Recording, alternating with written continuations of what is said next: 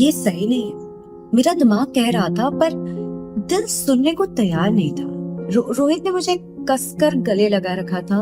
इतने सालों बाद ऐसा लगा जैसे मैं सेफ हूँ। पर तभी मैं खुद को रोहित से झटके से अलग किया मैंने। ये क्या कर रही हूँ मैं? मेरा दिमाग तो ठीक है। मुझे विश्वास नहीं हो रहा था मैं इतनी आसानी से खुद को रोहित के करीब मैंने आने दी। रोहित ने दोबारा मेरा हाथ पकड़कर अपनी तरफ खींचा।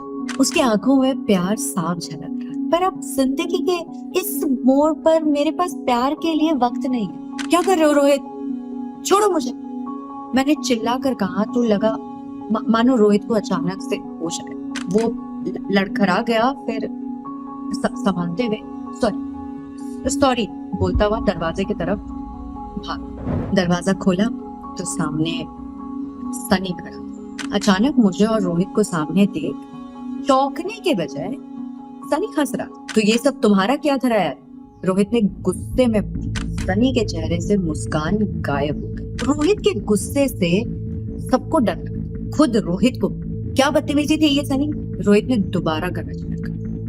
वो छोटी प्रैंक थी मुझे और आर्यन को, सनी ने हड़बड़ी में जवाब दिया।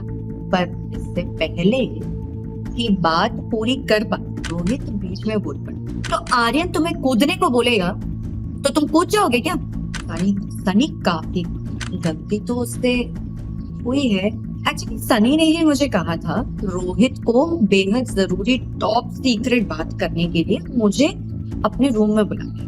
बाद में पता चला उसने रोहित को कहा था कि मुझे कुछ टॉप सीक्रेट बात करनी है।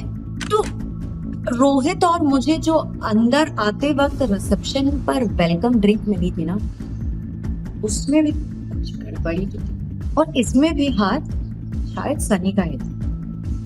शायद सनी के साथ साथ गलती उसके उम्र की भी है। इस उम्र में हम ख्वाबों के दुनिया में ज्यादा जीते हैं। सनी को लगा था यूं इस तरह हमें मिलाएगा तो हम सच में एक हो जाए। जिंदगी आसान कहाँ होती है। खैर सनी माफी मांगकर जा चुका।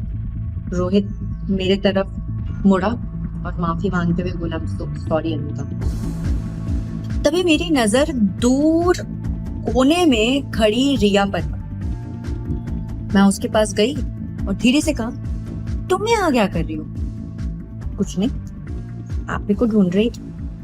ये कहकर वो मुझसे लिपट गई।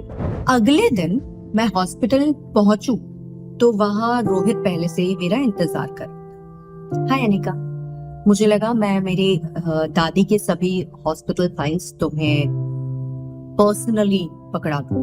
रोहित ने फाइल्स देते हुए ये कहा और उसके साथ एक प्यारा सा बच्चा भी, जिसे देखकर एक अलग ही अपनापन लग रहा था, जैसे मैं उस बच्चे को कितने सालों से जानती हूँ। हेलो बेटा, आप आर्यन हो पक्का, है ना? मैं उस प्यारे से बच्चे की तरफ हाथ बढ़ाते हुए कहा, हेलो आंटी। आर्यन ने भी प्यार से हाथ बढ़ाया। फिर हम तीनों रोहित के दादी के हॉस्पिटल रूम की तरफ चल पड़े। वहां बाहर ही एक लंबा खड़ूस सा आदमी खड़ा।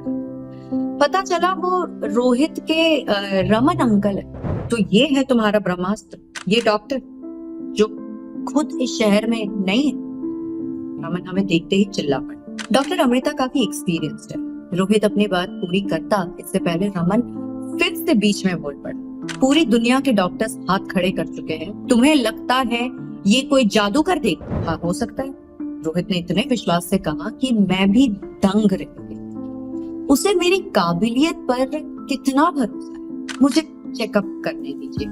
टेंशन डिफ्यूज करते हुए मैं अंदर चली गई और मेडिकल टीम से बात करने लगी। मैं बात कर ही रही थी, बाहर से फिर से लड़ाई झगड़े की आवाज आने लगी। रूम की खिड़की से पूरा नजारा साफ दिख रहा। आर्यन रो रो कर कह रहा था कि उसने दादी को धक्का नहीं दिया। रमन ने गुस्से में डांटते हुए, तो फिर सीसीटीवी फुटेज में तुम कर क्या रहे थे? धक्का नहीं मारा तो गिरी कैसे वो?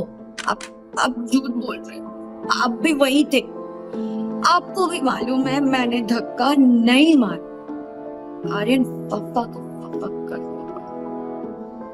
रमन ने आर्यन को चाटा मारने के लिए हाथ उठाया, लेकिन मारने से पहले ही रोहित ने हाथ बीच में पकड़ लिया। मार।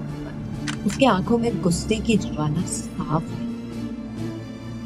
खबरदार मेरे बेटे को गलती से भी हाथ लगाएगा, मैं सब रिश्ते भूल जाऊंगा।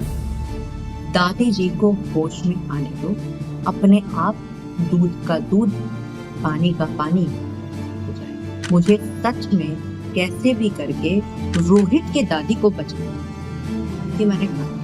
ये उनकी ही नहीं, आर्यन की जिंदगी का भी सबक।